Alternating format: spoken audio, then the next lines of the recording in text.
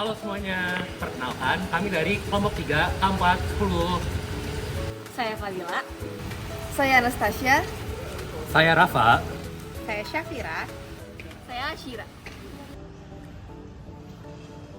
Keamanan listrik merupakan segala upaya yang dilakukan untuk mencegah terjadinya kecelakaan akibat dari penggunaan listrik.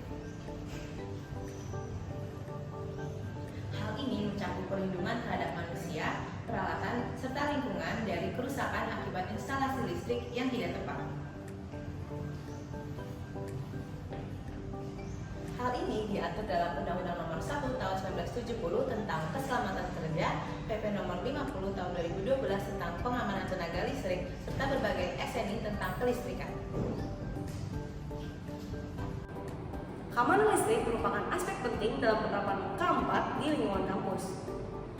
Listrik merupakan energi yang sangat dibutuhkan dalam aktivitas sehari-hari di kampus, mulai dari penerangan,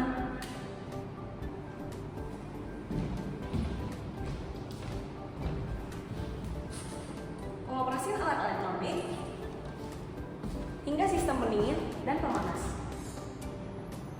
Terlebih lagi di Fakultas Teknik Universitas Indonesia, seluruh gedung yang ada menggunakan energi listrik, mulai dari gedung kelas, laboratorium, perkantoran, hingga kantin. Apabila listrik tidak dikelola dengan baik, akan menimbulkan sumber bahaya seperti risiko kecelakaan, kerugian material,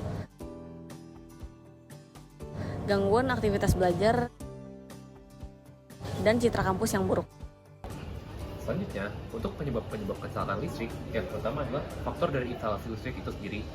Yang pertama, apabila instalasi listrik sudah tua ataupun rusak, contohnya kabel yang aus, sambungan yang longgar, atau panel listrik yang sudah usang, dapat menyebabkan potensi-potensi bahaya, seperti korsleting, short circuit, ataupun juga kebakaran. Lalu yang kedua, apabila listrik yang digunakan berlebihan dan melebihi kapasitas daya yang tersedia, dapat menyebabkan overload dan meningkatkan potensi korsleting.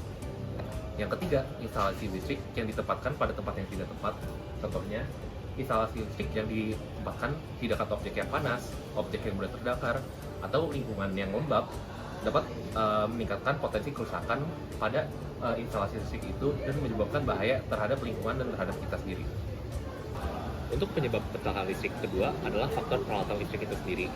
Contohnya, peralatan listrik yang rusak atau peralatan listrik yang tidak memenuhi standar dan tidak mendapatkan sertifikasi dapat meningkatkan risiko kecelakaan karena kondisinya yang berbahaya.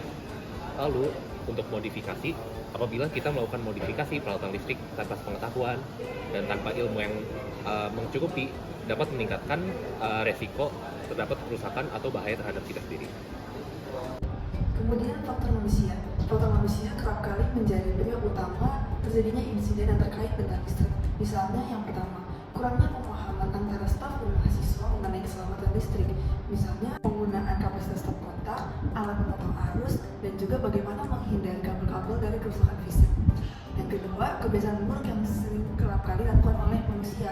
Misalnya menarik kabel dengan paksa, tidak mematikan perangkat setelah selesai digunakan, dan juga membiarkan kabel tergeletak di lantai karena hal ini dapat mengakibatkan korsleting, kerusakan kabel, dan juga kecelakaan seperti kesandung jika kabel dibiarkan di lantai. Kemudian yang ketiga adalah kurangnya peran ataupun kesiapan dari petugas listrik yang terlatih untuk menangani masalah listrik yang ada di sekitar area kampus.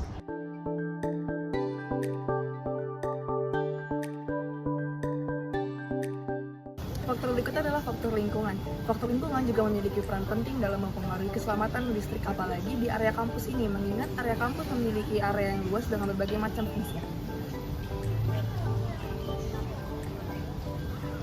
Contoh yang pertama adalah kondisi kabel di ruangan terbuka seperti ini. Cuaca dan suhu dapat mempengaruhi kondisi kabel, misalnya kelembapan karena sering terkena hujan atau justru karena panas ekstrim. Kondisi ini dapat mempercepat kerusakan isolasi pada kabel. Berikut ini merupakan contoh kabel yang berada di ruangan terbuka yang terdapat di lingkungan FTUI. Kemudian adalah kerusakan kabel akibat hewan perengat seperti tikus yang menggigit kabel hingga terbuka ataupun hingga putus. Nah, kabel yang terbuka seperti ini biasanya akan mengakibatkan korsleting dan juga sebagai pemicu terjadi kebakaran. Kemudian yang terakhir adalah pertumbuhan vegetasi. Kabel-kabel yang diletakkan di area taman-taman ataupun berdekatan dengan pohon dapat juga terjadi hal-hal yang tidak diinginkan. Misalnya akar-akar dapat bisa merusak kabel dan juga dahan atau ranting pohon yang patah dan jatuh bisa menimpa kabel yang ada diletakkan di udara. Selanjutnya, untuk mencegah terjadinya potensi bahaya karena listrik, maka kita harus melakukan upaya-upaya pencegahan.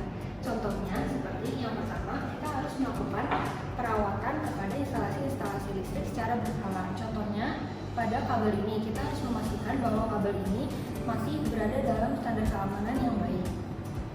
Kemudian yang kedua, kita juga bisa memasang alat-alat pelindung pada listrik. Contohnya seperti MCB, ELCB, dan juga penutup stop kontak apabila terdapat beberapa anak kecil di kawasan tersebut. Kemudian upaya lainnya yang bisa kita lakukan adalah memastikan bahwa kabel listrik tidak berada di jangkauan air, karena air yang tumpah dapat mengakibatkan kebakaran dan juga korsleting pada listrik. Upaya selanjutnya yang bisa kita lakukan adalah menghindari penggunaan beban listrik yang berlebih. Hal ini dikarenakan beban listrik yang berlebih dapat mengakibatkan korsleting pada listrik.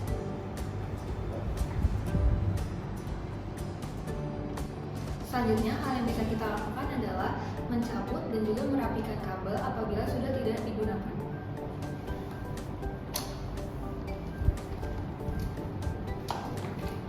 Sekian presentasi dari kami. Terima kasih.